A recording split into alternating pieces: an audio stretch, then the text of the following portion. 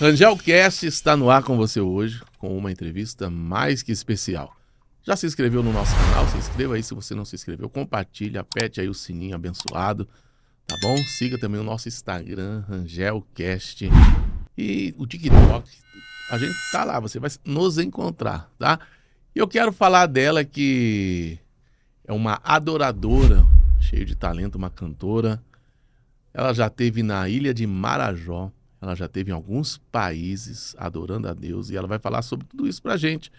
Ela é conhecida, além de estar atuando no cenário da música gospel, fazendo muito sucesso, inclusive, segundo uma matéria do Globo.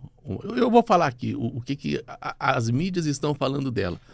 Não é por isso, porque isso aí não é nenhum tabu para ela, ela já disse, passou, pode falar sem nenhum problema. Mas eu vou perguntar para ela que, além de tudo, é filha do cantor latino. Será que ela é filha da Kelly Key também? Ela vai responder tudo isso aqui pra gente. Amanda Rocha, minha amiga. Eita, meu Deus. Hoje no Rangelcast, que alegria você aqui. Que honra, pastor. Obrigado, viu, por ter aceitado o nosso convite. Eu que agradeço, pra mim é uma oportunidade maravilhosa. E é muito bom entrevistar amigos, né? Eu tenho tido a alegria de entrevistar amigos aqui no Rangelcast. Você é minha amiga, você de o longas Vinícius. datas. Verdade, o Vinícius é uma bênção, né? O Vinícius é tecladista, é baterista também, né? Baterista. Meu Deus do céu. Na verdade, o que ele não faz? O Vinícius é meio bombrilzão, sabe? Ele faz um pouco de tudo. Verdade. Amanda, quando foi que você sentiu esse chamado, que você entendeu que você tinha nascido para adorar a Deus? Porque você, sendo filha de artista, você poderia muito bem seguir uma carreira aí no secular, né? Mas quando você entendeu, não, o meu chamado é a partir daqui. Você veio pelo amor, veio pela dor, pro evangelho, nasceu no berço ou não, conheceu Jesus no caminho, como foi? Me conta aí. Vamos lá. A história, pastor, é longa. Não é uma história, assim, fácil. É uma história marcada por muitas dores, por muitas cicatrizes, assim, sabe? No entanto, muitas assim, feridas curadas, muitas feridas ressignificadas pelo Senhor, né? Vim de um lar evangélico, mas eu sou cristã há mais ou menos há uns 5 anos. Então, tive o meu tempo que eu permaneci longe da doutrina religiosa, por mais ou menos uns 2 anos, assim, mais ou menos. E, sabe, durante a minha vida, eu acredito e me atrevo a dizer que quando Deus decide escolher alguém, eu acho que o inferno decide também investir pesado para que essa pessoa não consiga cumprir a missão que Deus estabeleceu sobre a vida dessa pessoa. E na minha vida, eu sinto que foi uma vida muito complicada, uma vida muito, assim, frustrada pelos meus próprios sentimentos, pelas minhas próprias idealizações, expectativas em relação à vida que eu gostaria que fosse, em relação a várias questões, em relação aos meus pais, sabe? Eles, de certa forma, foram os melhores que eles conseguiram. A minha mãe veio de um lar muito... talvez em certo ponto disfuncional, sabe? Minha avó, assim, é maravilhosa, mas... É geracional as coisas, e aí a minha mãe, ela viveu tudo o que ela viveu em vida e era muito difícil para ela lidar com muitas coisas.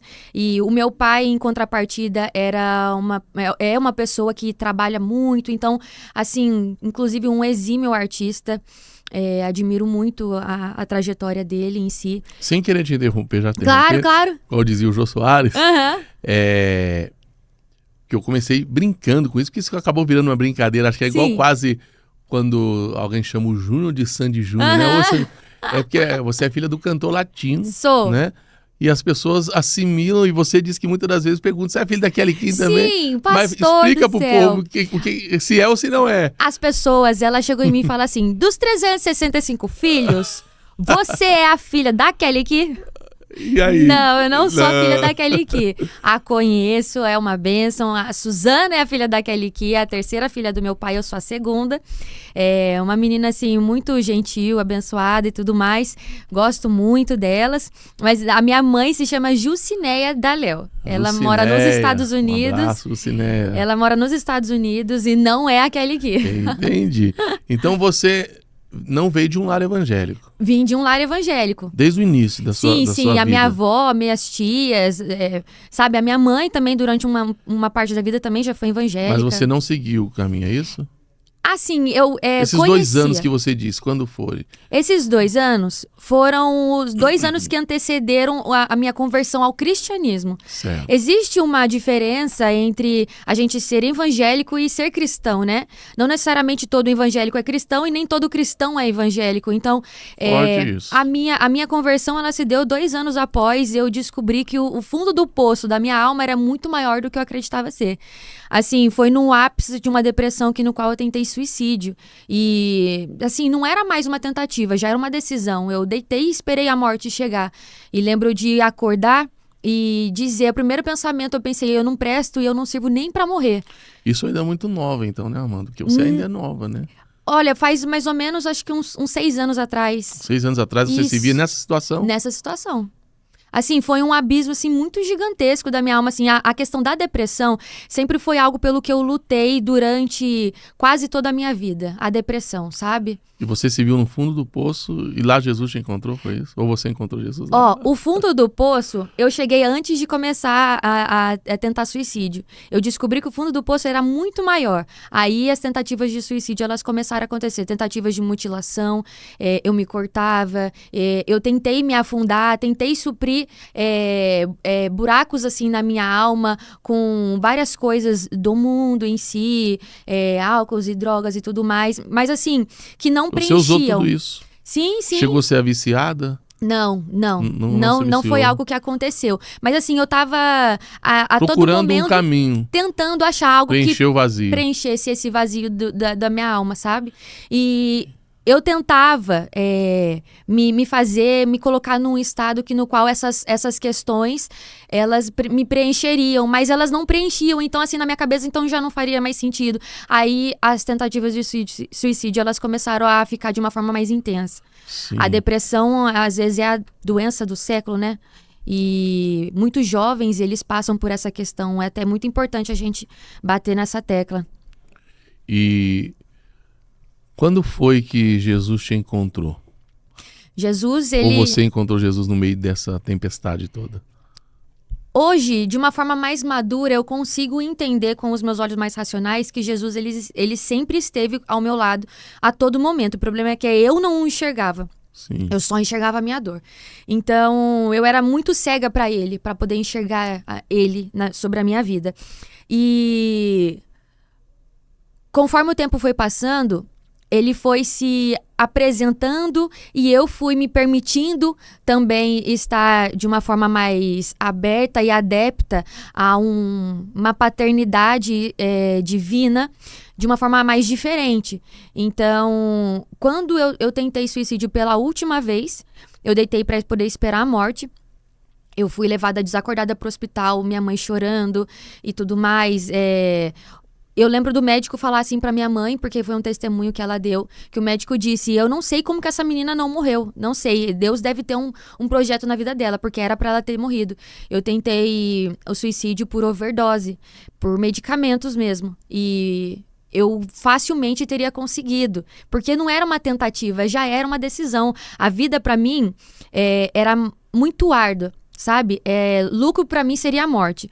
Eu tava buscando a morte mais do que buscava viver a vida. Sabe quando a gente acorda, olha pro céu, olha pro sol e, poxa, agradeço, poxa, que vida abençoada. Não tinha esse sentimento de ser grato pela vida. Eu questionava, nossa, por que eu vim a essa terra? E você, hoje curada, você acha que isso era coisa da sua cabeça? Era o inimigo que colocava? Era algo espiritual? Ou você olhando para trás, você tinha motivos que você não enxergava? Ou realmente você não tinha motivos de alegria? Por que você achava a sua vida tão sem graça, assim, a ponto de querer... Vou falar a palavra desviver para a gente conseguir que chegue a mais pessoas. Ok. Quando a gente fala sobre suicídio, a gente pode ir por 2 vertentes que é muito importante. Uma vertente que pode sim ser de fato algo espiritual, uma opressão maligna, ok?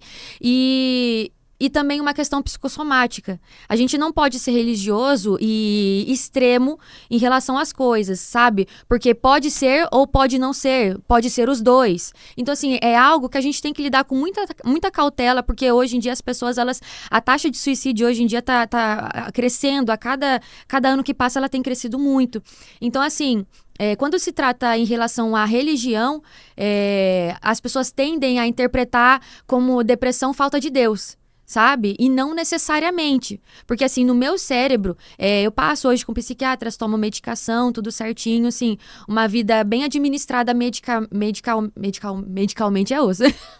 Uma vida, assim, bem medicada, assim, por essa questão. Mas você vai pro cotidiano, não é que você precise.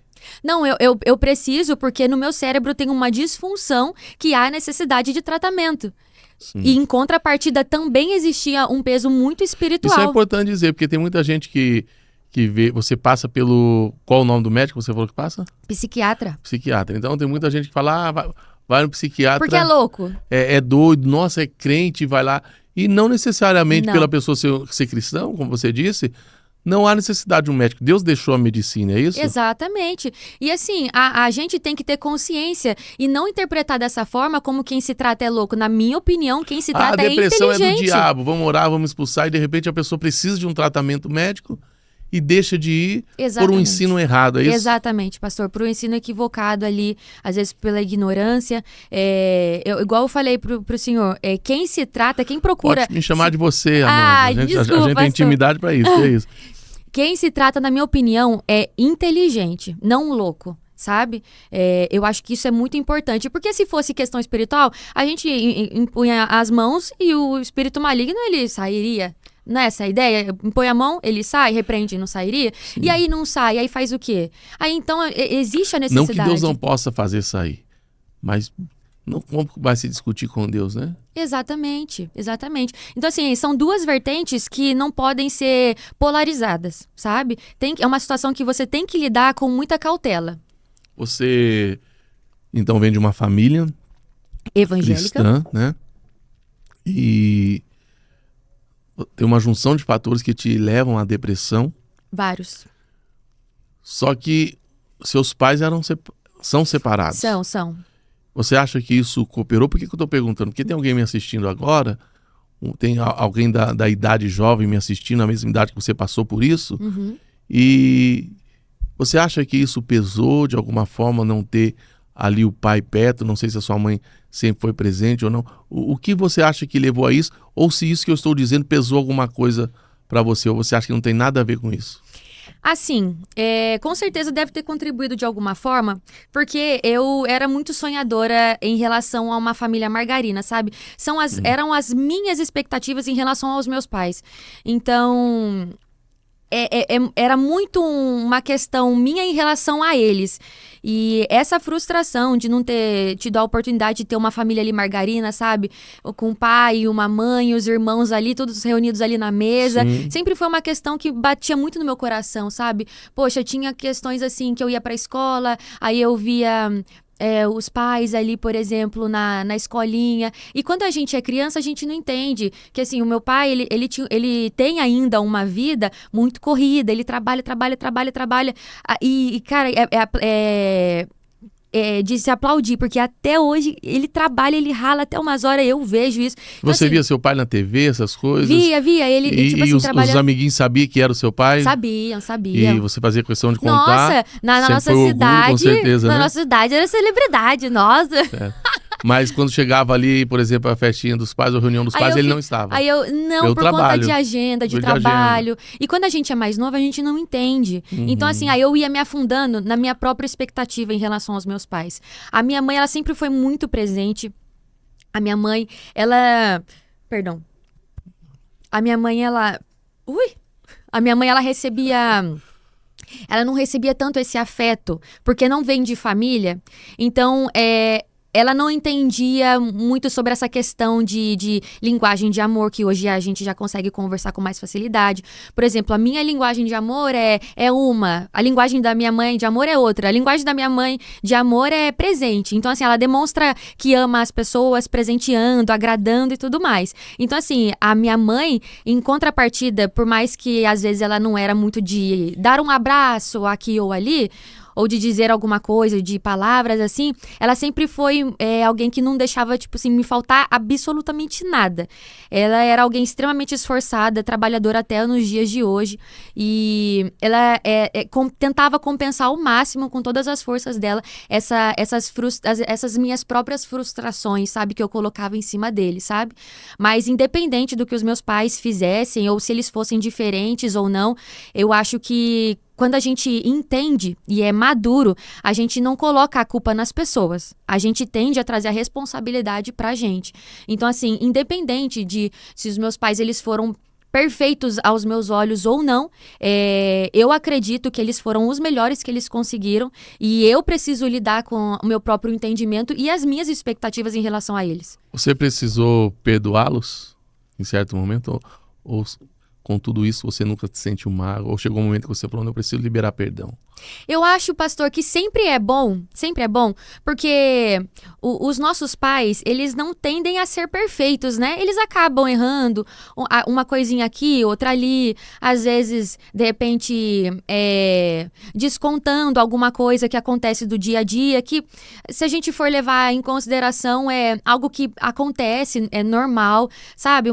Questões aqui e ali. É claro que liberar perdão dentro do nosso coração sempre é muito importante, assim, sabe? Mas precisou liberar ou não? A pergunta é, você já sentiu mágoa do teu pai, mágoa da tua mãe? Já. E qual foi o momento que você conseguiu tirar isso do seu coração? Eu já senti, mas como assim, ser humano, sabe? Já senti como ser humano, como alguém que, de repente, pode ficar entristecido com alguma situação que alguém possa te ocasionar, ou um amigo que possa te prejudicar de alguma forma. Mas, assim, o que eu fiz com todo esse sentimento? O que eu fiz com todo esse sentimento? Eu coloquei diante de Deus, sabe? Porque a Bíblia é muito clara nessa questão.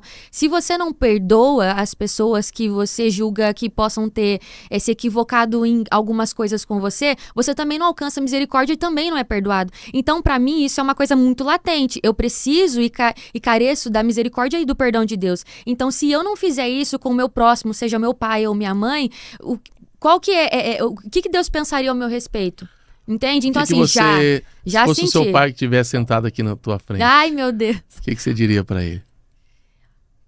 Pastor, hoje eu e o meu pai, inclusive em relação à minha mãe também, a gente tem um relacionamento muito bom, assim como... Eu vou falar pro seu pai, depois pra sua mãe. Então pelo meu pai primeiro. Mas olha aqui pra mim e diga o que você queria dizer pro seu pai hoje. Eu acredito que eu diria pro meu pai que, pra mim, até os dias de hoje, independente de todas as coisas, independente dos meus erros, dos erros dele, eu acho que pra mim tem sido uma honra, sabe?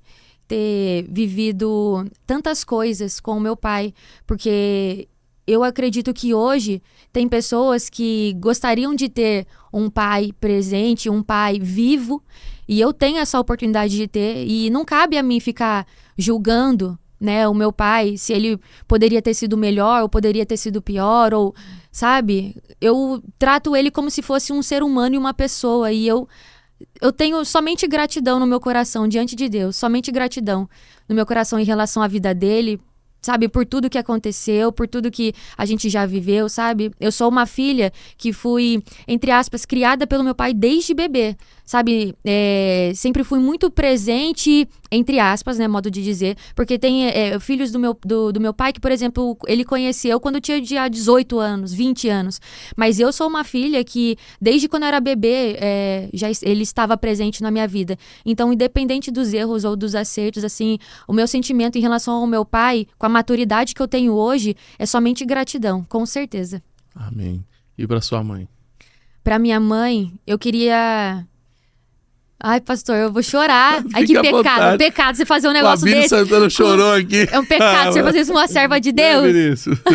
Fica à vontade, porque aqui é assim, tanto é, irmãos, que é muito difícil olhar aqui, pode prestar atenção, aqui o programa é de verdade, né? Então, fique à vontade, é uma filha falando pra mãe, Ai, pastor. e ela vai ver isso, ele vai ver, fique à vontade, aproveita Eu do acho coração. que o falecimento da minha avó recentemente me fez trazer algo muito específico pro meu coração, que eu acho que eu poderia ter dito pra minha mãe que eu amava ela mais vezes, sabe? Eu acho que isso é uma coisa que tem muito no meu coração. Eu acho que eu gostaria de poder dizer ela mais vezes. Pra sua mãe? Então sabe? Pode dizer, sua mãe tá viva. Ai, eu amo a minha mãe, assim, do fundo do meu coração. Ela é alguém muito especial, muito importante pra mim. E eu torci, assim, com unhas e dentes pela felicidade dela, pra que ela pudesse provar da bondade de Jesus. A minha mãe é alguém que foi, infelizmente, frustrada pela religião evangélica, sabe? E a minha mãe vê ela, tipo assim, acreditando nas promessas de Deus, vê a minha mãe, sabe, caminhando no cristianismo, não na religião evangélica, no Sim. cristianismo. Pra mim, não só minha mãe, mas os meus pais, numa forma assim, em geral, tem sido, assim, uma coisa muito importante pra mim. E a minha mãe, ela foi muito infeliz durante a vida inteira dela, sabe? E ela foi o melhor que ela conseguiu ser. E assim, no meu coração, eu acho que talvez eu perdi tempo demais por estar muito próxima dela, culpando ela, por estar mais próxima, né? Essa é a tendência, né? A gente sempre, muitas das vezes, culpar as pessoas que estão mais próximas ou descontar nas pessoas que estão mais próximas. Eu gostaria de ter tido maturidade para poder entender que a minha mãe também já foi uma criança um dia incompreendida, sabe, pelos pais. E talvez, não sei, eu acho que eu poderia ter dito que eu amava ela mais vezes, apesar de ter sido uma filha que demonstrou muito carinho e gratidão sempre, porque eu acho que, assim, os pais, eles têm o seu valor, assim, de uma forma muito significativa. Eu tenho os pais em si como pessoas, sabe, de alto escalão em relação à autoridade, sabe? Mas eu acho que eu poderia ter tido mais compreensão em relação à minha mãe e não ter culpado ela tanto por tantas questões, porque, igual eu falei, um dia ela também já foi uma criança que precisava de um abraço e não teve quem a abraçasse. Então olha pra câmera e fala, mãe, eu te amo. Ai. Aproveita que você pode dizer isso, né? Mãe, eu queria dizer pra senhora... Aliás, mãe não, ela fala que eu tenho que chamar ela de mamãe. Ah, é um bebê. Mamãe, eu queria dizer pra senhora que eu sou muito grata a Deus pela sua vida. Dizer que a senhora é, assim, alguém muito importante pra minha trajetória, pra quem eu sou hoje em Cristo Jesus. Queria dizer que a senhora fez o melhor que a senhora poderia ter feito, com as condições que a senhora tinha. E eu sou muito feliz e grata ao Senhor por cada estação que vivemos juntas, por cada fase que vivemos juntas. Sabe, todas as vezes que eu era frustrada de alguma forma, a senhora tentava me recompensar de alguma forma para que eu não sofresse. A minha mãe era uma leoa, sabe, pastor? E assim, ela não deixava as pessoas, sabe, passar batido se Sim. falasse torto comigo, sabe? Então, assim, ela sempre foi muito protetora, muito. Então, assim, eu agradeço demais por cada ensinamento, por todos os ensinamentos que a senhora tem me trazido até os dias de hoje, sabe? A minha mãe, ela é alguém que escolheu mudar, escolheu ser alguém melhor. E esse testemunho de vida que ela tem é maravilhoso. Então eu queria dizer que a senhora mora no meu coração e eu te amo do fundo do meu coração. Amém. É o Rangel Cast hoje. Mais um momento emocionante aqui, né? E a vida é assim. Às vezes eu perco aqui a pose de entrevistador porque não tem jeito. A gente tem sentimento. Eu também sou cristão, esses dias eu comecei a profetizar aqui no meio do programa. Tem hora que eu começo a chorar junto com o convidado, porque a vida que Deus nos deu é assim, né, Amanda? Eu perdi um irmão em 2024. Vocês conheceram meu irmão? Sim, um grande testemunho. E assim, eu tenho que falar muito rápido para mim já mudar o assunto, senão eu me emociono. E é exatamente o sentimento que você tem, só que graças a Deus eles estão vivos para você dizer isso. E eu devia tem honrado muito mais meu irmão. E quantas vezes eu penso, podia ter feito, podia ter dado um abraço. Então, se você está aí nos assistindo agora, faça isso. Você ama, fala para quem você ama que você ama, porque depois, Pode se ser não tiver, tarde pode ser demais. tarde demais, ainda mais os pais, né? Que aí é bíblico, honra o teu pai, honra a tua mãe. E o que é bíblico não se negocia, mandamento não se negocia. Princípio é Princípios, inegociável. isso, princípios não se negocia. Então, faça isso. E Amanda, quando você entendeu que tinha um chamado para adorar, para cantar mesmo, né? Pastor, essa questão é muito importante, ó. Ao contrário do que muitas pessoas elas pensam, que acreditam que por conta de eu ter essa ligação com a música em relação ao meu pai, desde criança sempre, na teoria, teria sido um sonho, mas é totalmente uma mentira isso, porque diante de Deus eu nunca falei, Senhor Deus, eu quero cantar, ou nossa, será que eu quero ser cantora? Cantava no chuveiro? Nunca! É Não, mesmo? sim! Cantava no chuveiro, sabe? Às vezes de karaokê com a família. Sei. O violão sempre gostei Sempre muito. foi afinada? Porque você é afinada, tem ritmo. Tô perguntando, Sim, né? sim, vai, sim. Já é um bom sinal, né? Sim, nessa questão, sim. Mas assim, nunca foi algo que eu pudesse Sonhou. exercer como uma profissão. Porque, igual eu falei pro senhor, eu era muito depressiva. Então, assim, eu não acreditava que eu pudesse fazer nada muito E significativo. quem canta os males espanta, né? Então, Não é? É. Ai, meu Deus. Cantar é coisa de gente alegre, embora... Entende? Que quem tá triste, se for cantar, dependendo da música, termina de morrer, Não, né? exatamente. Hoje as músicas que tem Ali, por aí... chora no banheiro, senta ali no box e fica. Meu Deus, terrível. Mas assim, nunca foi algo pelo qual eu acreditei que seria possível, porque eu não via capacidade pra mim exercer essa questão. Eu via a vida do meu pai e falava, nossa, isso é muito difícil. Mas mesmo que não fosse tão difícil, eu não acreditava em mim. Então assim, eu não tinha um sonho igual quem... Você tinha complexo de inferioridade? Tinha. Tinha muito, muito mesmo. E não só isso, ansiedade, baixa autoestima, sabe quando a pessoa ela sente que todo mundo é contra ela? Não sei a palavra. Sim, Sabe, complexada é um com complexo tudo. mesmo, é um complexo. Acho que eu tinha tudo, pastor. O que eu não tinha? Mas, Amanda, o internauta que tá me assistindo, ele quer saber, porque você tava ali na depressão, querendo tirar a própria vida. Quando foi, tipo assim... Qual foi o toque que Deus te deu que você falou, nossa, Jesus me salvou, encontrei Jesus agora de uma forma diferente, né? Porque você já veio do lar cristão. Quando foi que você teve mesmo um encontro com Deus? E entrou a música. E também entrou a música. As duas coisas, elas, na teoria, andaram juntas. Quando aconteceu o negócio do suicídio, eu saí do hospital de uma forma, assim, muito disposta a agarrar o evangelho de Cristo e viver aquilo com muita verdade. Quando eu entendi que eu não morri porque Deus tinha um plano. E logo em seguida, Deus começou a usar pessoas para poder falar que ele ia... Eu lembro de ter ido numa igreja e Deus usar uma pessoa. Deus manda dizer para você que ele vai te levar às nações, porque você vai cantar assim, assim, assado. Perdão. E a música vai ser uma ferramenta que o senhor vai usar em relação à sua vida para alcançar almas e tudo mais. Começou assim, entende?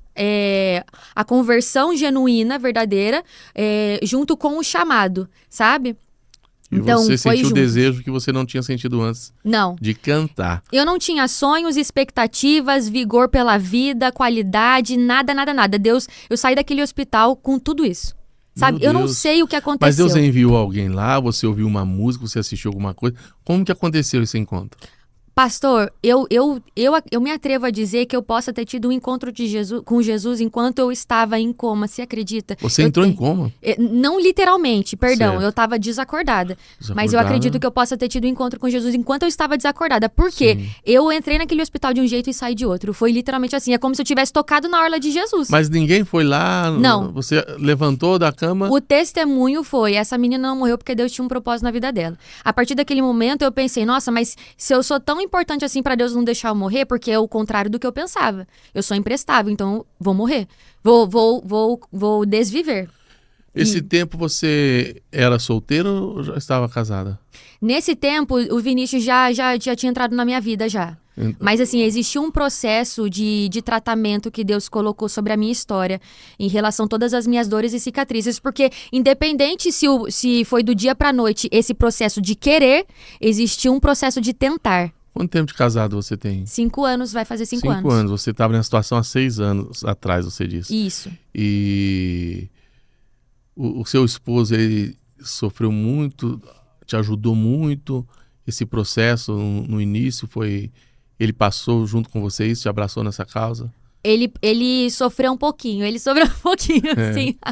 Porque até a gente começar a ter um entendimento que a gente precisa tratar, de repente, alguma questão psicológica na nossa cabeça, leva um tempo, porque igual eu falei, nem todo mundo é adepta à medicação, sabe? Porque às vezes interpreta como loucura. E eu era alguém que interpretava como loucura, sabe? Até eu entender que havia necessidade. O Vinícius, ele passou um processo difícil, sabe? Porque foi muito perto do que você falou. E ele já estava com você, sim. né? E ele casou com você já.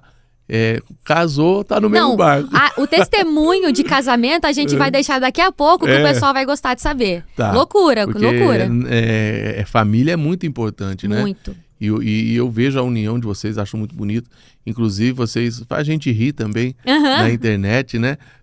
Eu sei que isso aí é mais um final, mas já fala o Instagram pro pessoal já no meio da conversa mesmo. Galera, o meu Instagram, @oficialamandarocha, acompanhem por lá. Oficial primeiro. Isso, Oficial Amanda Rocha. Oficial Amanda Rocha, muito fácil. Você vai ver do que eu tô falando, né? Ela e o Vinícius são talentosos. Toca, canta... E é comediante também, né? Então, a gente é muito parceiro, eu nessa questão. E aqui é um segredo aí de bastidores que ninguém sabe. A gente grava um make-off aqui, meio que separado, né? Tem gente que trava, mas vocês nem sofreram, porque primeiro que são verdadeiros, né? Mas tem gente que para atuar qualquer cena tem dificuldade. Isso aí não tem problema com vocês. É a vida que Deus colocou pra gente, né? Levar. E eu estava vendo uma matéria, Amanda, do Jornal Globo, falando sobre a sua viagem à Ilha de Marajó. Como foi essa experiência? Foi uma experiência extraordinária, sabe? Como missionário, né, que somos, Sim. de certa forma, muitas das vezes a gente acredita que está indo para poder cumprir a vontade de Deus e ministrar as pessoas, mas a gente não só ministra as pessoas, mas também é ministrado, porque eu acho que, na minha opinião, cristão, fazer missão deveria ser obrigação.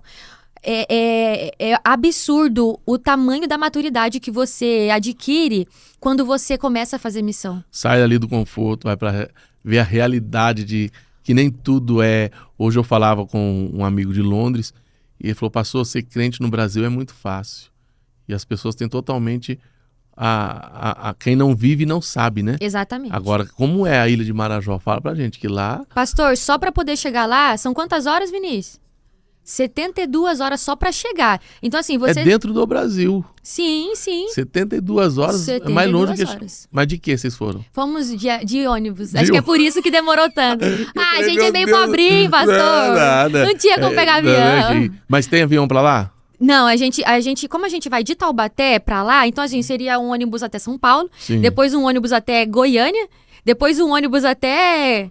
Belém, depois a gente pegou 18 horas de barco e depois teve mais outro barco, né? Mas se quiser ir de avião, tem como? Não pra ilha. Não pra ilha. Não pra ilha, mas o mais perto possível, se eu não me engano, é Belém. Ou seja, são muitas horas até chegar. Tem que ter muita vontade de ir. Tem que ter muita vontade. E tem que amar o que faz, né? Tem que estar muito disposto a ir. E a gente tá tentando deixar um pouquinho pra frente, mas não tem como. Você vai falar da experiência, mas a gente já entra aí na situação família, porque... Imagina só um dos dois ter essa paixão por almas. Não tem como. Não tem como. Então Deus tem que colocar a pessoa certa. É julgo desigual. Né? E eu sei, na pele, o que é ser missionário. As pessoas acham que por você ser cantora, que por você ser filha do latino, já acha que você já é rica, já é milionária, já tem dinheiro sobrando. E a missão nem é feita por dinheiro, às vezes se paga pra fazer, às vezes, não é? Sim, a viagem que a gente foi fazer na Ilha de Marajó foi, tipo assim, bem significativa financeiramente. Teve um investimento. Só vou abrir um aspas. Que veio de vocês. Vou abrir um aspas pro senhor a respeito dessa questão, que é muito importante antes da gente continuar a questão da Ilha do Marajó. Eu e o Vinícius, quando a gente casou, a gente, assim, só tinha, tipo assim, as nossas roupas.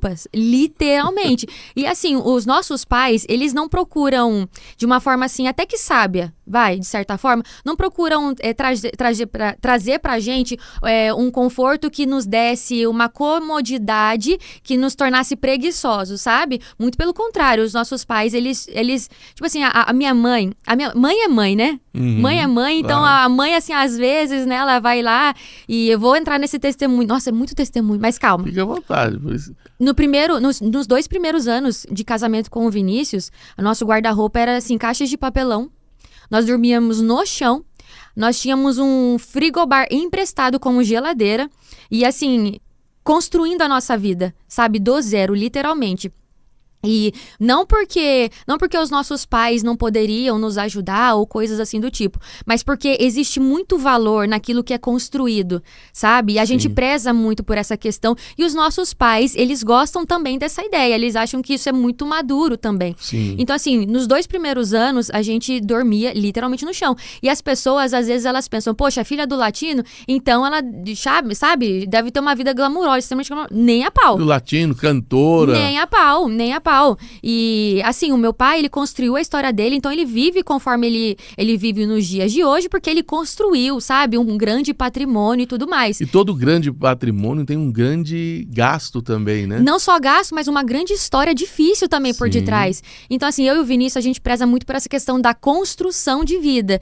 E conforme o tempo foi passando, Deus foi nos honrando, porque, assim, a gente tem muito essa questão de ser gratos. Então, a gente ia dormir na nossa cama, ali no chão, e falava, Senhor, muito obrigada por essa cama, porque independente se é uma cama que é no chão duro, pelo menos a gente tá deitando e dormindo e descansando em paz. Quantas pessoas não têm? Então, futuramente, Deus nos honrou, Deus nos deu. A gente não tinha transporte, então a gente andava a pé. Aliás, uma bike emprestada. Deus nos abençoou com um carro que a gente conseguiu pagar, quitadinho, um Kwid, que sim, faz milagre, é mexido. Já foi pro Paraná, já foi pra tudo que é lugar. Deus nos deu uma casa por intermédio da vida da minha mãe, que ela me abençoou, móveis planejados, assim, uma vida no qual fugia totalmente a realidade que a gente tinha. Deus literalmente mudou a nossa história. Entende? Só esse aspas para as pessoas não acharem que por conta de ser filho do latino, a vida é fácil. E é muito importante, são duas questões são duas situações que as pessoas acham. Primeiro, por ser filha do latino, alguém famoso, alguém que com certeza já passou seus altos e baixos. Inclusive, eu gostaria muito, latino, de te entrevistar aqui, porque eu vi um testemunho do seu pai de uma vez que ele estava falido, sem nada. E eu me identifiquei. Você conhece meu testemunho um pouco? Sim. Porque foi um homem que deu uma mala para ele. Sim. Bem lá no começo, né? Eu não lembro em que parte foi. Eu sei que ele tinha acontecido alguma coisa e ele ficou sem nada. Esse homem apareceu, convidou, deu uma mala, comprou alguns shows dele e ele nunca mais viu esse homem. Sim. E eu tive uma experiência muito parecida com isso. Só que, ao contrário dele, o homem não deixou a mala. O homem foi com a mala embora e me deixou algo espiritual que mudou a minha vida. Mas a entrevistada aqui é você. E muita gente pensa que uma cantora gospel eu vou ali na Ilha de Marajó, pensa que você está sendo contratada sempre, que estão investindo sempre, que estão pagando suas despesas sempre, e nem sempre é assim, né, Amanda? Nada, pastor, imagina. imagina. Tem muito pastor, eu falo isso como pastor, eu não tenho coragem, eu prefiro não fazer um evento, se for para mim levar alguém na igreja, e não tiver como honrar, eu prefiro esperar, porque tem gente que fala, mas não, vamos lá que você é meu amigo que você tem que honrar mesmo. O que você acha dessas pessoas que têm essa mente? Às vezes não é nem por mal, mas é pela simplicidade. Acha que o cantor tem obrigação de cantar de graça. Ainda tem gente que usa aquele versículo, não, de graça recebei, de graça dai, mas a gasolina... Aí é complicado, a gasolina né? é de graça, mano? Oh, meu Deus! Para gravar um single, quanto que é? Pode falar de valores hoje, um single com qualidade, porque você não vai gravar qualquer coisa. Pelo menos aí uns 30 mil reais. Com assim, clipe, com tudo, né? Um clipe impulsionado com divulgação. É isso aí, então. Sabe? Então não é de graça, não. Tem coisas que tem custos. E para você fazer isso, não é fácil, não. Você tem lançado músicas, tem viajado, e pelo que eu entendi aqui, muitas das vezes o investimento vem de vocês próprios. Pastor, né? Sabe quando que a gente investiu para poder ir fazer missão na Ilha do Marajó? Foi 6 mil? 6 mil reais pra gente poder ir fazer. E sabe se a gente tinha esse dinheiro? Nem a pau. Deus, ele foi provendo pra gente essa condição financeira. Mas assim, a gente, colocamos os nossos pés fora do barco e começamos a andar sobre as águas. E lá na Ilha do Marajó, pastor, a gente viveu coisas assim, muito... Conta um pouquinho pra gente a parte cristã, porque eu mesmo sou curioso, eu não sei como é. Pastor, você tem que estar com uma mente muito blindada e um coração muito blindado. Porque assim, você acha que vê as coisas pela internet, mas na verdade é muito pior. Sabe? Você se deparar com uma criança levando uma criancinha assim no colo, e aí você imagina, deve ser o irmão, mas é o filho da criança. Meu Deus. Sabe, o pai que se relaciona com a filha, e a filha tem um filho do pai, e aí a mãe vende a filha por R$5 para prostituição. Isso é uma denúncia, né? Já foi cantado isso, já foi dito Muitas, isso. diversas Então vezes. realmente acontece isso. Pastor, é muito pior do que a gente imagina. Sabe? Meu Deus. A mídia muitas das vezes abafa porque talvez o vespeiro seja muito maior do que as pessoas elas enxergam, sabe? Porque tem alguém se aproveitando disso. Pode ser, eu acredito que um investimento financeiro da parte do governo, assim, para uma força-tarefa em relação àquele lugar, seria muito importante, sabe? Porque, assim, é um lugar pesado, é um ambiente pesado. E os missionários que vão lá para poder, Pregar o evangelizar e tudo mais, que vão, de certa forma, vai bastante gente Existem lá. igrejas lá? Existe. Você já cantou em igrejas lá? Não cheguei a cantar, mas eu participei cooperando, sabe? Lá os missionários, a gente, por exemplo, toma banho de rio, lava as roupas no rio, você fica doente porque lá a qualidade sanitária é muito precária. Então, Vocês assim, ficaram doentes lá? Ficamos, Quantos todo dias mundo vocês ficou. ficaram lá? Ficamos uns 20 dias. 20 dias. 15 a 20 dias. É porque só pra chegar já uns 3 dias, mas... Gente, ela olha toda ali pra lá porque o maridão É o Vinícius que tá aqui. Não mostra muito que ele é casado, viu, gente? Já tentou, né? E, Amanda, qual a maior experiência que você tirou da Ilha de Marajó? O que voltou diferente em você? Ou em vocês? Em mim algo foi potencializado, a gratidão. Com certeza, porque às vezes a gente pensa, poxa, eu tenho um problema assim, assim, assado, a vida é assim, assim, assado. Mas aí quando a gente se depara com uma realidade totalmente contrária à sua, pior que a sua, você pensa, poxa, não tem problema nada. Sabe? Mas aí o sentimento é de gratidão por eu não ter vivido aquilo. E claro, gratidão por não somos um país que tem guerra, não somos um país... Nosso país é abençoado. Mas como fica o coração sabendo que você saiu de lá e muitas coisas continuaram do mesmo jeito? Assim, a ideia do missionário não é necessariamente mudar fisicamente a condição financeira das pessoas. É claro que a gente também faz missões em relação à estrutura das casas, a gente faz missões em relação a condições alimentícias, faz cesta básicas, faz entrega, faz conferências ali com a galera, com crianças, evento. A gente fez um evento para 3.000 crianças lá com o Guilherme Batista, com a Minha Missão, que foi o programa que a gente foi.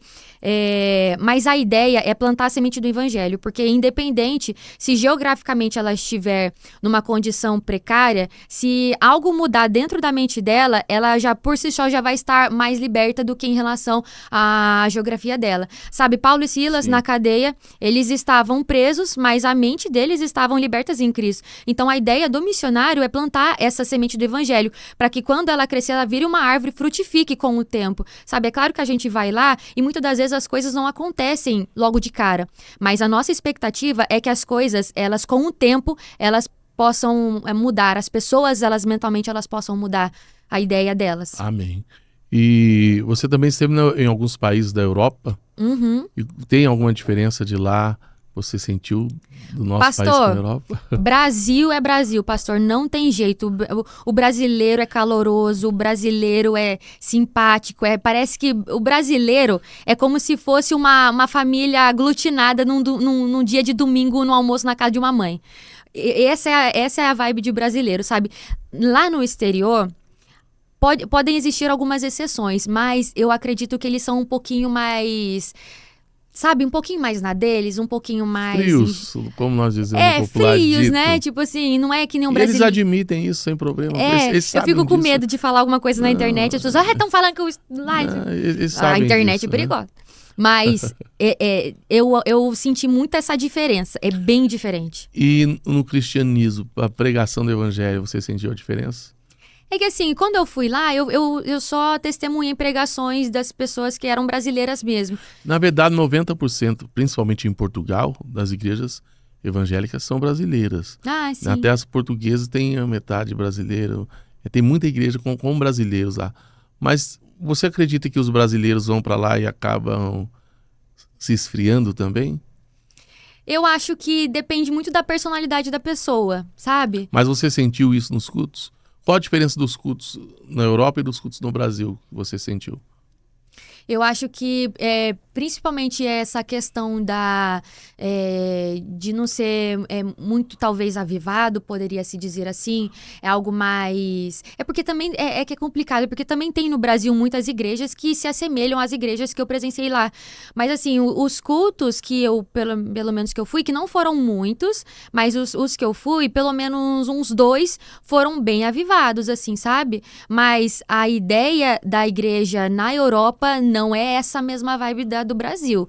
O Brasil tem uma questão diferente. Não é à toa que existem muitas profecias a respeito do Brasil, que o Brasil é uma nação que, de repente, incendeia, sabe? Tem um motivo. E quem vai lá pra fora e quem presencia aqui dentro entende essa diferença, sabe? Sim.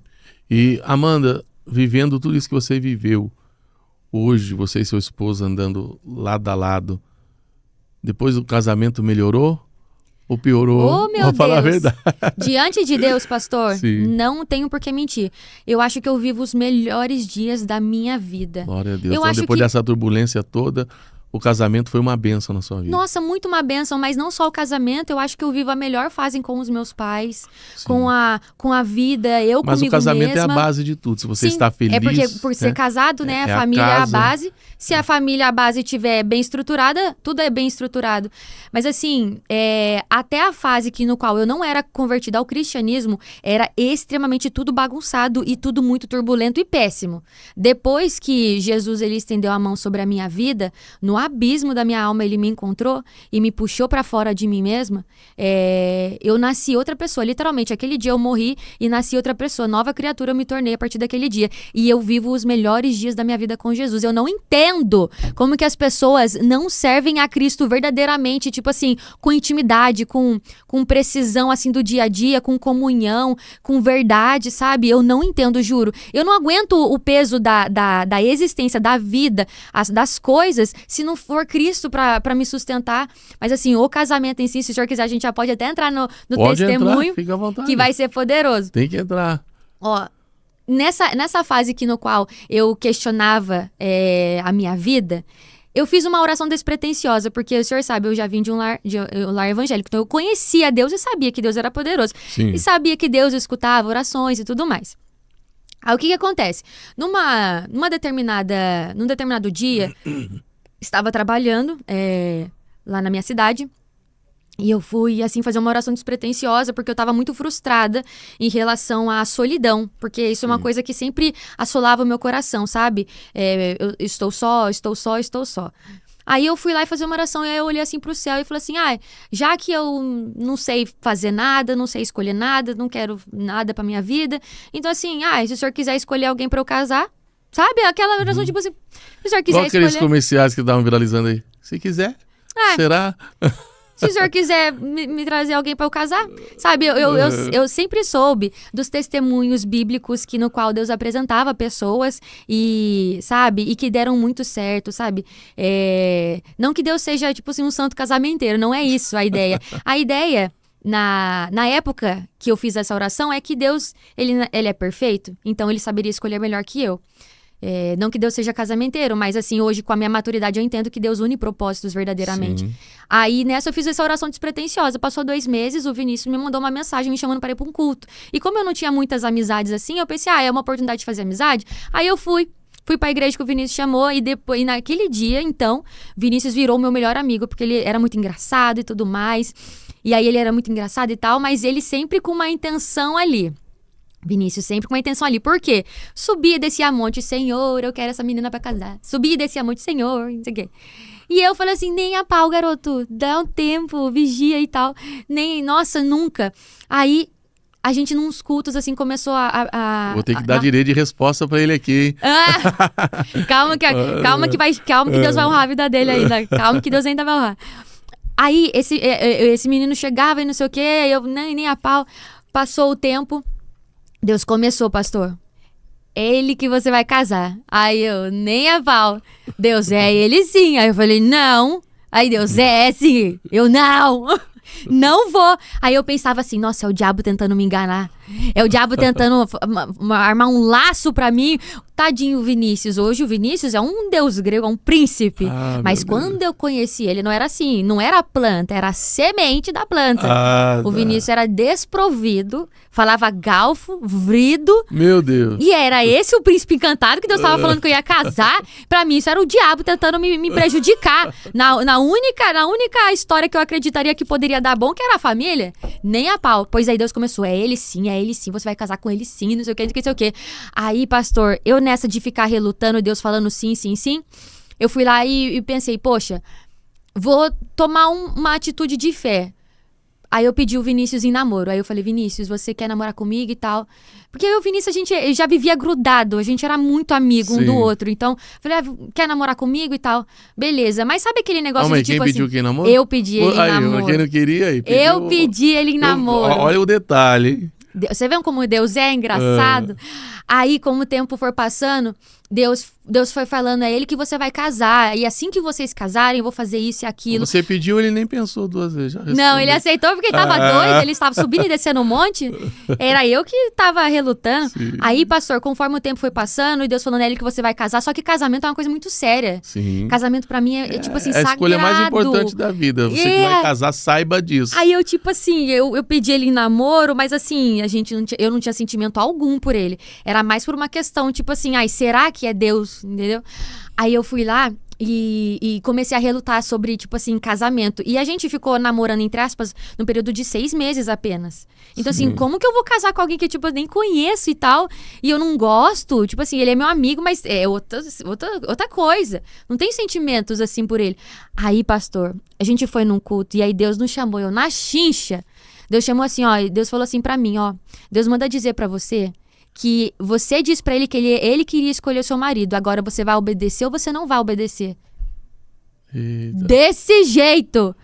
Nossa, Deus, calma aí. Aí eu pensei, poxa vida, é Deus mesmo. Só que eu sou uma filha que eu morro de medo de desagradar os meus pais. Eu sou o tempo todo essa filha, não só para os meus pais, mas para o meu pai, meu pai eterno, divino, meu pai mesmo, criador e tal. Eu morro de medo de desagradar ele. Então, assim, eu quero agradar. Então, assim, eu acreditei que seria um passo de confiança. Poxa, eu vou acreditar, porque eu quero acreditar que Deus sabe o que é melhor. Então, se ele tá falando, sim, essa é a melhor decisão. Aí eu fui lá e pedi o Vinícius em casamento sem nem gostar dele. Sem nem gostar, não tinha sentimento algum. Aí, conforme o tempo foi passando, aí eu fui pensando assim, poxa Deus, era pra eu casar com o Vinícius, agora a gente já tá casado, e agora que eu não gosto dele? Como que faz? Eu não gosto dele, a gente casado, e foi um processo de construção de sentimentos, pelo menos uns 2 anos aí pra frente. Pensa, casada já há 2 anos, com um sentimento assim, muito raso pra um casamento, sabe? Hoje, pastor, é Deus no céu, Vinícius na terra. Amém. Eu penso assim, Deus, eu não poderia ter sido tão precisa milimetricamente quanto Deus foi. O Vinícius, ele é um excelente, assim, exímio provedor. Ele me respeita como uma princesa, me trata como uma princesa. Ele tem o mesmo neurônio que o meu. A gente é muito, assim, parceiro. A gente é muito sossegado e tranquilo. O nosso casamento não tem essa questão de ciúmes. É muita confiança, tanto em mim, em relação a ele, quanto ele em relação a mim. A gente é muito parceiro e... sabe, a gente compactua das mesmas ideias, a gente caminha pelo mesmo ponto de vista. Ele foi a primeira pessoa que olhou pra mim, assim, acreditou num potencial, sabe? Tipo assim, ele falou, cara, você tem alguma coisa especial. Ele foi a primeira pessoa, sabe? Os meus pais, eles levaram esse tempo pra poder entender, porque eu cresci sendo alguém tipo assim, de expectativa zero em relação à vida. Sim. Então, assim, meus pais, eles pensavam, poxa, tipo, o que vier vai ser lucro em relação a ela. Mas o Vinícius, quando ele entrou na minha vida, independente de qualquer situação ou de como eu estava, ele olhou e falou assim, cara, você é um potencial nas mãos de Deus e tudo mais. Então, ele acreditou em mim desde o começo. Então, ele começou. Ele foi as pernas do ministério, sabe? O chamado estava sobre a minha cabeça, mas ele foi as pernas. Aí, quando a gente casou, esse chamado virou nosso. E até hoje, para a glória do Senhor, o Vinícius, assim, é o maior presente de Deus, e a oportunidade que Deus me deu de poder obedecê-lo foi, assim, gratificante para mim de uma forma catastrófica, assim, de de sentimentos, sabe, bons. Ou seja, Deus foi detalhista. Meu Porque Deus, ele sabia exatamente o que você o precisava. que eu precisava. E porque Deus ele não segue muitas regras em muitos casos. Não existe uma receita, né? Não, não é. Porque um pai, eu como pai, jamais eu vou olhar para minha filha e dizer, olha, você tem que casar sem gostar, porque Deus... Não, Não é inclusive, regra. casamento é algo muito sério, Sim. né? Para se profetizar, para se falar que é ou não é. Então Deus, eu não vou falar que Deus escreve por linhas tortas, porque eu não acredito nisso, mas na nossa mente parece que tá torto, mas na verdade tá reto, né? Pastor, o Espírito Santo falou assim no meu coração, porque eu questionei a respeito dos sentimentos. A gente tem essa mania de associar o casamento aos sentimentos, né? Poxa, eu amo, meu Deus, a pessoa e tal, aí eu vou casar com ela. O Espírito Santo falou, não necessariamente quem casa por sentimento permanece casado. Porque existe muito essa coisa da paixão, e a paixão é passageira, né? Exatamente. O amor permanece, mas a O paixão amor, passa. quando ele é construído, tem uma potência assim diferente em relação à história que você Sim.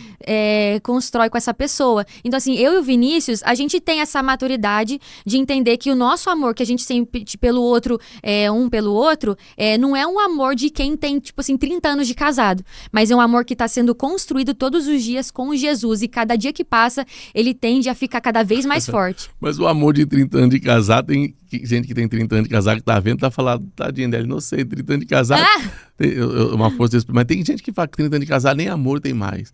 Meu né? Deus, mas né? aí é porque vem a paixão, daí fica só o amor.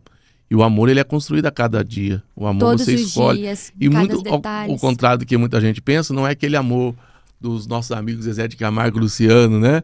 Nosso irmão o amor, Luciano né? vai estar aqui. E não é aquela paixão todo dia, não. O casamento é uma realidade, é uma decisão todo dia. É uma decisão E todos os 30 dias. anos é muito maturidade, é muito... Muita coisa que né? vive, né? Tem algum sonho que a Amanda quer realizar? Eu sei que tem muitos projetos, você é jovem ainda, vocês, mas tem um em especial, pastor, esse sonho aqui, que você gostaria de contar? Eu tinha um sonho de poder ter a oportunidade de ter um empresário que acreditasse assim em mim, sabe? Eu tinha esse sonho até um tempo atrás. Porque assim, o Vinícius, ele fez o máximo que ele conseguiu com os recursos que Deus deu pra gente até aqui. Sim. A partir tipo assim, até aqui. A partir daqui, seriam recursos que ultrapassariam a nossa realidade. E é claro Sim. que Deus, ele provém todas as coisas. E quando Deus quer nos abençoar, ele nos apresenta pessoas, né? E recentemente, eu tive a oportunidade de poder assinar um contrato com um empresário muito renomado em São Paulo, o Bruno. Ele, inclusive, também é empresário do meu pai em si. Mas, assim, é uma pessoa... Qual o nome dele? Bruno. Só Bruno? É Bruno Ferreira, se eu não me engano, é isso. Bruno. Que a gente chama ele de Bruno. Não, esquece o sobrenome. Bruno, muito obrigado, viu? Porque Amanda é terra fértil e... que legal que esse sonho está se realizando, né? Está acontecendo agora. Foi. Recentemente a gente assinou esse contrato, assim, pra mim. E foi algo que Deus já tinha até comentado a respeito. Até o senhor Yaduce, no dia que... tava. O senhor Yaduce tava que Deus usaria, tipo assim, pessoas que estariam próximas ao meu pai e tal. E foi, assim, algo, assim, muito significativo pra mim. Porque a gente que começa nessa questão da música e tudo mais, as pessoas tendem a glamourizar muito a questão. Mas, assim, é um ministério tão difícil quanto qualquer outro, sabe? As pessoas, às vezes, elas pensam assim... Às vezes é mais difícil. Nossa, pastor! Porque a música sempre foi mais difícil. Muito. Né, por ser músico também, eu lembro que... no começo, principalmente, o músico, para ele gravar... Por exemplo, o pregador. Hoje não se grava mais DVD e CD. Mas o músico ainda grava as músicas, os singles. Sim. Um pregador, para ele gravar uma imagem, precisa só de uma boa câmera, um bom celular. Às vezes até a igreja proporciona, né? Ele sai dali e já sai com o material na mão. Agora o músico, não. Não. E o pregador, se ele pagar um tecladista para andar com ele, já é um pregador que está acima já do normal, da média ali. Uhum. O cantor, ele tem que ter uma banda. Se for para fazer um trabalho com excelência, tem que ter uma banda, tem que ter um bom som. Investimento. Então é muito mais do que pensa. E a música, Amanda, eu tô falando para ver se você concorda e que a gente consegue expressar para você que está assistindo não achar que é tudo fácil. Quando você deixa a música pronta, depois de gastar tudo isso, é aí que é o começo. Aham. Para divulgação, vai muito mais investimento ainda. É muito verdade isso, pastor. Então, é difícil, não é... Porque você falou assim, é tão difícil quanto o outro. Eu acho que a música é a parte mais difícil. Pode-se O dizer, né, que chamado sim, que porque a Deus te equipe é deu, muito maior, né? A equipe é muito maior, Sim. né? E eu já vi gente dizer, eu canto em casa mesmo. Então, o seu chamado não é o mesmo chamado da Amanda, que é alcançar vidas, alcançar nações. Qual é a maior ferramenta hoje que nós temos? Não é o rádio, não é a TV, é a internet, né? E tudo isso também vai custo, vai... Tudo vai custo, vai custos. Até quem tem que ser teologia, é um custo você pagar um curso em uma faculdade. Né? E um empresário, ele faz essa parte, ele faz essa parte do impulsionamento, do investimento, nem sempre é o limite. Hoje é complicado falar de valores, né? Mas assim, dependendo da visão do limite do empresário, se vai aí $500 mil. O empresário mesmo, $1 milhão tá, dá só para começar. Para a né? gente um valor mais ou menos esse.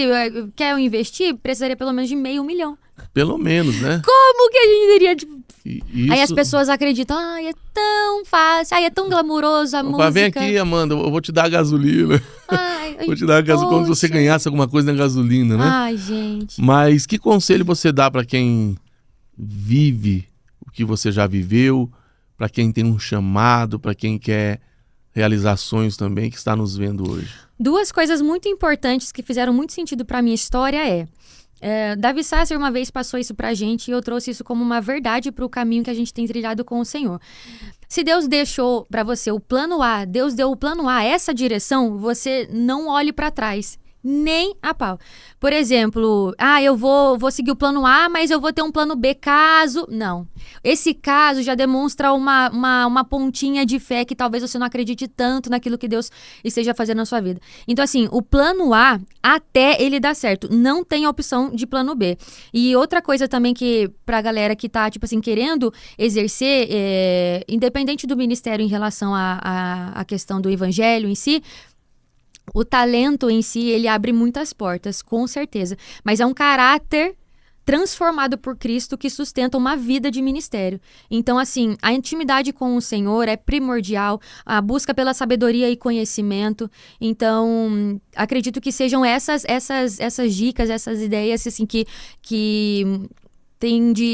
sim, transformaram, assim, os meus passos... talvez inteligentes, mas uns passos mais sábios, sabe? Sim. Então, essa é a questão que eu deixo pra galera. Já te decepcionaram dentro do evangelho? Já, porque... Igual a popular dentro da igreja? Já, porque as pessoas falavam o quê, pastor? É filha do latino, nem deve ser cristã, nada. Nem deve ter Bíblia, não deve ler a palavra, não deve fazer devocional. E eu lá... na intimidade com o Senhor. O latino é cristão, né? Meu pai, ele é super adepto. Minha mãe e meu pai, eles são adeptos ao cristianismo. Meu pai faz célula na casa dele, canta música gospel. Eu já cantei com ele num show que ele foi fazer a música... O latino, tem que gravar uma coisa aí com a Amanda. Irmã Renata, alguma coisa assim. Festa não vai ser no AP, vai ser no culto. Olha só, já tá pronta a ideia, né? Então, pastor. Mas a decepção não foi suficiente para te tirar de perto de Jesus. Não, porque as pessoas, muitas das vezes, elas falam muitas coisas, mas a gente precisa ter a nossa identidade firmada. Porque senão, se a gente não tiver a nossa identidade firmada, qualquer um pode vir afirmar qualquer coisa sobre você e você tomar aquilo como verdade e aquilo se tornar verdade dentro de você, sabe? Então, assim, eu já passei por isso uma vez, quando o diabo falava pra mim que eu não prestava pra nada. E eu peguei essa mentira e trouxe pra minha vida e tornei ela verdade. Então, hoje eu já não faço mais isso. Porque a minha identidade hoje, ela é totalmente firmada em Cristo. Eu sei quem eu sou, sei a intimidade que eu vivo e sei da comunhão que eu tenho com ele. Amém. Amanda, olha, já passou uma hora rapidinho. Mentira! Um bloco aqui com você, já vimos que não dá também. O senhor vai orar por mim? Tem que voltar mais vezes. Nós vamos orar sim. Depois que termina aqui, gente, daí que acontece um culto aqui. Pastor é embaçado, viu, gente? Não sei vocês, mas esse testemunho da minha mãe. O pastor, ele profetizou, a minha mãe vai casar. E pra vocês terem uma noção, minha mãe casar é tipo Pedro andando sobre as águas. E olha, acho que eu nunca profetizei pra casamento, só ela, viu? Impossível! Minha mãe casou. Um ano depois. Glória a Deus. Loucura, isso aí é Deus purinho. E Amanda, se Jesus não tiver voltado ainda, daqui 20 anos, porque muita gente fala, fulano vive do que foi, mas é sinal que tem história. Sim. Né? Muita gente que senta aqui tem história para contar. De repente não está no auge como esteve, mas marcou gerações. Sim. O meu sonho é ter uma história para contar daqui a um tempo. Daqui 20, 30 anos, se Jesus não tiver voltado ainda, como que a Amanda quer ser lembrada? Eu quero ser lembrada por alguém que gastou uma vida para transmitir a mensagem verdadeira de Cristo, sabe? Uma mensagem de contramão. Justamente essa questão da música, ela é uma missão na minha vida, que se ela pudesse, né, ter um título, ela teria, né, a contramão daquilo que as pessoas esperam muitas das vezes em relação a você. Essa questão do meu pai exercer a música secular e Deus me chamar para música gospel é exatamente sobre essa questão, você remar contra as correntes, né, do mundo, sobre aquilo que o mundo tem trazido, sobre a nossa geração e tudo mais. Eu quero ser lembrada por ter vivido uma vida verdadeiramente com Cristo, por ter transmitido uma mensagem verdadeira. Amém. Amanda, Já Rocha, acabou. Ai, aqui mulher adora falar. no RangelCast. Que Deus abençoe você. Fique ligado que aqui sempre tem muita bênção para você. Com certeza a Amanda Rocha vai voltar. E que Deus abençoe a sua vida.